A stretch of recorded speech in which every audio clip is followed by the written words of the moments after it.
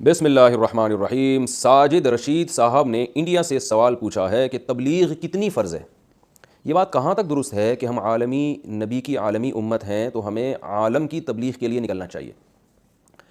دیکھیں، اس میں تو دو رائے نہیں ہو سکتی کہ ہمارے نبی بھی عالمی نبی تھے، ساری دنیا کے سارے انسانوں کی طرف آپ کو پیغمبر بنا کے بھیجا گیا، اور آپ کے بعد کوئی نیا نبی بھی نہیں آئے گا، تو ظاہر ہے نبی کی جو ذمہ داری تھی وہ من حیث الامہ امت کی طرف ٹرانسفر ہو گئی ہے۔ تو اب اس امت پر من حیث الامہ لازم ہے کہ وہ اس دین کو پوری دنیا میں غالب کرے۔ تو من حیث الامہ کا مطلب یہ ہوتا ہے، تھوڑی گاڑی اردو استعمال کر رہا ہوں، کہ کسی ایک فرد کی ذمہ داری نہیں ہے، اب امت کی حیثیت سے ذمہ داری ہے۔ نبی صلی اللہ علیہ وسلم پر تو یہ فرض عین تھی کہ پوری ذمہ داری آپ پر اکیلے پر تھی، تو آپ صلی اللہ علیہ وسلم نے یہ پوری امت کو اس کا ذمہ دار ٹھہرایا۔ تو اب امت کے ہر فرد پہ اپنی صلاحیت کے بقدر اور اپنی جو ہے نا وہ جتنی استطاعت اس میں ہے اور جتنی صلاحیت ہے اس حساب سے اس پر تبلیغ فرض ہے۔ تو ایک درجہ تو تبلیغ کا وہ ہے جو صحیح حدیث میں آپ صلی اللہ علیہ وسلم نے فرمایا، من رأى منکم منکرا فلیغیرہ بیدہ فإن لم یستطع فبلسانہ فإن لم یستطع فبقلبہ وذلک اضعف الایمان۔ صحیح حدیث ہے کہ جو تم میں سے کسی گناہ کو ہوتے ہوئے دیکھے تو اس پر لازم ہے کہ وہ اسے اپنے ہاتھ سے بدل ڈالے۔ ہاتھ سے بدلنے کی طاقت اگر نہیں ہے، طاقت نہ ہونے کا مطلب یہ ہے کہ استطاعت ہی نہیں ہے، یا یہ کہ اگر ہاتھ سے بدلے گا تو اس سے بڑا فتنہ کھڑا ہو سکتا ہے، انفرادی سطح پہ فتنہ یا اجتماعی سطح پہ کوئی امت کو بڑا فتنہ ہو سکتا ہے، تو ایسی کنڈیشن میں آپ نے فرمایا فبلسانہ، زبان سے روکے۔ اور اگر بولنے میں بھی فتنہ ہے یا بولنے کی طاقت نہیں ہے، ایسا ریئیکشن ہوگا کہ یہ برداشت نہیں کر سکے گا، یا ریئیکشن تو نہیں ہوگا لیکن اس کی ذات کے لیے تو ریئیکشن نہیں ہوگا، لیکن اجتماعی سطح پہ امت مسلمہ کو کوئی نقصان اس سے ہو سکتا ہے یا مصلحت کے خلاف یہ کام ہو سکتا ہے، تو ایسی صورت میں فرمایا نبی صلی اللہ علیہ وسلم نے فبقلبہ، اپنے دل سے بدل ڈالے۔ دل سے بدلنے کا مطلب یہ کہ نیت رکھے کہ جب مجھ میں طاقت ہوئی میں اس گناہ کو تبدیل کر دوں گا۔ تو اتنا یہ ایمان کا آپ صلی اللہ علیہ وسلم نے آخری درجہ قرار دیا ہے۔ تو اس درجے میں تبلیغ یہ ہر ایک پر فرض عین ہے، اس شرطوں کے ساتھ، جو ترتیب کے ساتھ جو حدیث میں وارد ہوئی ہے کہ کوئی بھی گناہ کو دیکھو تو دل میں یہ خیال آنا چاہیے۔ اچھا، ایک بات یہ۔ دوسری بات یہ ہے، رہا یہ مسئلہ کہ مسلمانوں کی کوئی اجتماعی جماعت اجتماعی سطح پہ یہ کام کرے، تو قرآن مجید نے اس کا بھی تذکرہ کیا، وَلْتَكُن مِّنكُمْ أُمَّةٌ يَدْعُونَ إِلَى الْخَيْرِ، تم ایک جماعت ایسی ہونی چاہیے جو لوگوں کو خیر کی طرف بلائے۔ تو مسلمانوں کی ایسی تنظیمیں ہونی چاہیے، چاہے وہ تبلیغی جماعت کی صورت میں ہو یا کسی بھی تنظیم کی صورت میں ہو، جو مختلف محاذوں پہ اجتماعی سطح پہ کام کر رہے ہوں، جن کا بنیادی کام ہی ہو لوگوں کو خیر کی طرف بلانا ہو۔ تو ایسی کوئی جماعت کا ہونا بھی ضروری ہے۔ ظاہر ہے جب ایسی جماعت کا ہونا ضروری ہے تو ان کو افرادی قوت بھی چاہیے ہوتی ہے، افراد کے ساتھ افراد کا تعاون بھی چاہیے ہوتا ہے۔ تو اتنے لوگوں کا اس کام میں مشغول ہونا جس سے جو ہے دین دنیا میں پھیلنا شروع ہو جائے، غالب ہونا شروع ہو جائے، تو یہ امت کی ذمہ داری ہے۔ لیکن کسی فرد واحد کو لے کر یہ نہیں کہا جا سکتا کہ اس پر 4 مہینے لگانا فرض ہے، یا اس پر فلانی تنظیم میں جانا فرض ہے، یا اس پر یہ والا تبلیغ کا کام فرض ہے، کیونکہ شریعت نے جس چیز کو مبہم اور مجمل رکھا ہے تو ہم بھی اس کو مجمل ہی رکھیں گے۔ ہم عمومی طور پر بیان کریں گے کہ بھئی تبلیغ فرض ہے، بس مسلمانوں پر فرض ہے، آپ پر فرض ہے، آپ پر فرض ہے، آپ پر فرض ہے، کس طرح سے فرض ہے، یہ ڈیٹیل میں جانا یہ بہت مشکل کام ہے۔ یہ ہر ایک کا اللہ سے معاملہ ہے، کس میں کتنی استطاعت ہے اور کس کے پاس کتنے وسائل ہیں، اس کو دیکھ کر ہوگا یہ۔ دوسری بات یہ کہ تبلیغ کا کوئی ایک طریقہ متعین نہیں ہے، بلکہ تبلیغ بہت سارے طریقوں سے ہوتی ہے۔ علماء دلائل کے ذریعے تبلیغ کر رہے ہوتے ہیں، باطل فرقوں کا جواب دے رہے ہوتے ہیں، وہ جو کنفیوژن پھیلا رہے ہیں اس کنفیوژن کو دور کر رہے ہوتے ہیں، اہل باطل جو کنفیوژن کر رہے ہیں، باطل فرقوں کا جواب بھی ہوتا ہے، باطل مذہب کا جواب بھی ہوتا ہے اس میں۔ اب مثال کے طور پر دیکھیں، ڈاکٹر ذاکر نائک نے تو تبلیغ جماعت میں وقت نہیں لگایا، لیکن وہ بھی بہت زبردست تبلیغ کر رہے ہیں۔ لیکن اگر ڈاکٹر ذاکر نائک تبلیغ جماعت کا انکار کریں تو یہ بھی غلط ہوگا، اس لیے کہ تبلیغ جماعت جس طرح سے کام کر رہی ہے اس طرح سے ڈاکٹر ذاکر نائک صاحب نہیں کر رہے، اور حضرت مفتی تقی عثمانی صاحب جس طرح سے تبلیغ کا کام کر رہے ہیں اس طرح سے نہ ڈاکٹر ذاکر نائک کر رہے ہیں نہ تبلیغ جماعت والے کر رہے ہیں۔ تو ہر آدمی کا اپنا میدان ہے۔ تو اس لیے دین کے تبلیغ والے جو تبلیغ کے اکابر ہیں ان سے ہم نے خود ہی یہ بات سنی ہے کہ دین کے مختلف شعبے ہیں، تو ان سب شعبوں کو زندہ کرنا ہماری ذمہ داری ہے۔ تو تبلیغ والے بھی کوشش کر رہے ہیں سارے شعبوں کو زندہ کریں، علماء بھی کوشش کر رہے ہیں سارے شعبوں کو زندہ کریں، اور جو دلائل کی دنیا میں مناظرے کر رہے ہیں وہ بھی کوشش کر رہے ہیں۔ تو ہر ایک کا اپنا اپنا طریقہ ہے، جس کو میں کہتا ہوں پشتوں میں اخپل طریقہ ہے ہر ایک کا۔ تو اس میں کس کے لیے کون سا طریقہ کس وقت سوٹیبل ہے، یہ فیصلہ ہر شخص خود کر سکتا ہے، اور اس میں وہ علماء کے سامنے اپنے آپ کو رکھے، وہ اس کو مشورہ دیں گے، اس کی صلاحیتوں کو دیکھ کر وہ مشورہ دیں گے۔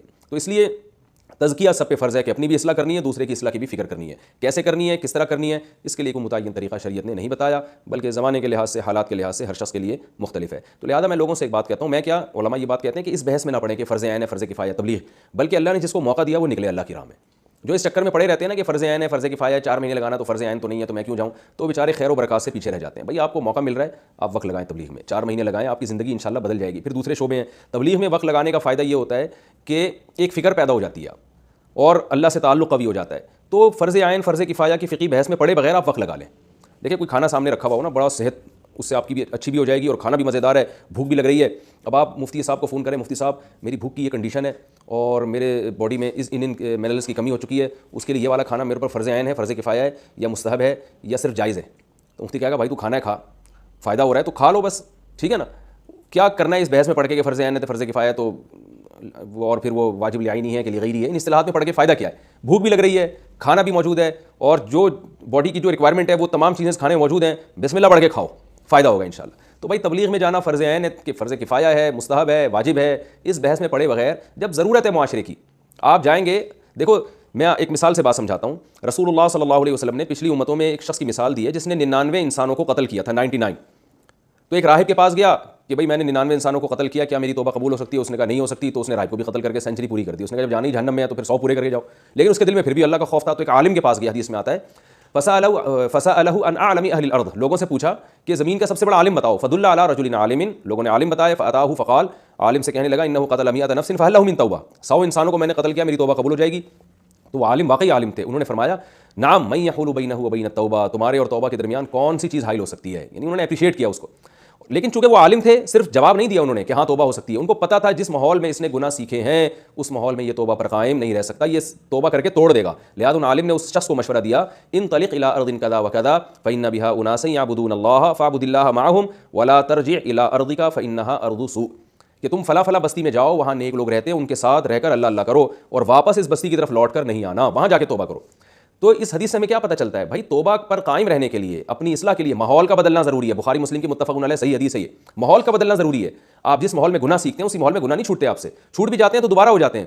تو اب ہم کوئی ایسی بستی یا تو تلاش کریں جہاں سارے نیک لوگ رہتے ہوں، تو ظاہر ایسی بستیاں اس زمانے میں تو ذرا مشکل سے ہی ملتی ہیں، تو اہل اللہ کی صحبت میں رہنا پڑتا ہے، یا تو آپ کسی شیخ سے باقاعدہ بیعت ہوں، ان کی خانقاہ میں جا کے رہیں، ورنہ پھر تبلیغ کا راستہ سب کے لیے سوٹیبل ہے، اور اس میں آپ 4 مہینے کے لیے نکل جائیں، چلے کے لیے نکل جائیں، تو آپ کا صبح و شام اللہ رسول کی بات کے علاوہ آپ کوئی بات نہیں کریں گے، اس کا دل پہ اثر پڑتا ہے، اس سے انسان گناہ چھوڑ دیتا ہے، جس گناہ کی لت پڑی ہو، عادت پڑی ہو، گناہ چھوڑنے کا جذبہ پیدا ہو جاتا ہے اس میں، تو اس کا فائدہ نظر آ رہا ہے۔ تو آج میں بھی اگر یہاں بیٹھا ہوں تو اس کے پیچھے تبلیغ کا ہاتھ ہے۔ تو بڑے بڑے لوگوں کو ہم نے زندگیاں ان کی چینج ہوتی ہوئی دیکھی ہیں، لہذا ہم نے بڑوں ہی سے یہ بات سنی ہے اور بالکل عقل کے مطابق ہے۔ اس بحث میں پڑے بغیر کہ فرض عین ہے، فرض کفایہ ہے، بھائی نکلو اللہ کی راہ میں، اپنی اصلاح کرو، لوگوں کی اصلاح کا ذریعہ بنو، اور جو نہیں نکل رہا اس پہ انگلی نہ اٹھائے انسان، اس پہ یہ نہ کہے کہ فرض عین ہے تو تم کیوں نہیں نکل رہے، تو تم جہنم میں جاؤ گے۔ تبلیغ کے اکابر اس چیز سے منع کرتے ہیں۔ تو جو جس کام میں لگا ہوا ہے اگر وہ خیر کا کام کر رہا ہے، ہمیں اس کا دست و بازو بننا چاہیے اور انحصار نہیں کرنا چاہیے کہ بس یہی ہے اس کے علاوہ کوئی بھی نہیں ہے، یہ غلط ہے۔ سارے شعبے دین کے برحق ہیں، سب میں جانا چاہیے۔ عام لوگوں کے لیے تبلیغ کا راستہ بہت سوٹیبل ہے، اس میں بہت زیادہ فائدہ ہوتا ہے، تو اس لیے اس میں تو میں سمجھتا ہوں کہ سبھی کو وقت لگانا چاہیے۔ بہت زیادہ چینجنگ آتی ہے انسان میں، اور پوری دنیا میں ایک عجیب انقلاب آ گیا ہے۔ میں گورے نے کتاب لکھی تبلیغ جماعت کے بارے میں، اور اس نے کتاب کے جو ہے نا بہت تعریفیں بھی کی کہ یہ پتہ نہیں کس طرح سے کام کرتے ہیں، اپنے خرچے پہ نکلتے ہیں، سارا کچھ اپنا مال، اپنی جان، اپنا وقت، اور آخر میں اس نے لکھا کہ حیرت کی بات ہے کہ یہ کس سیاست میں بالکل انوالو ہی نہیں ہے، اتنی بڑی جماعت سیاست میں نہیں ہے۔ تو آخر میں اس نے لکھا کہ مجھے اس بات کا خطرہ ہے کہ ان کا سیاست میں انوالو نہ ہونا کہیں کوئی بہت بڑی سیاست تو نہیں ہے۔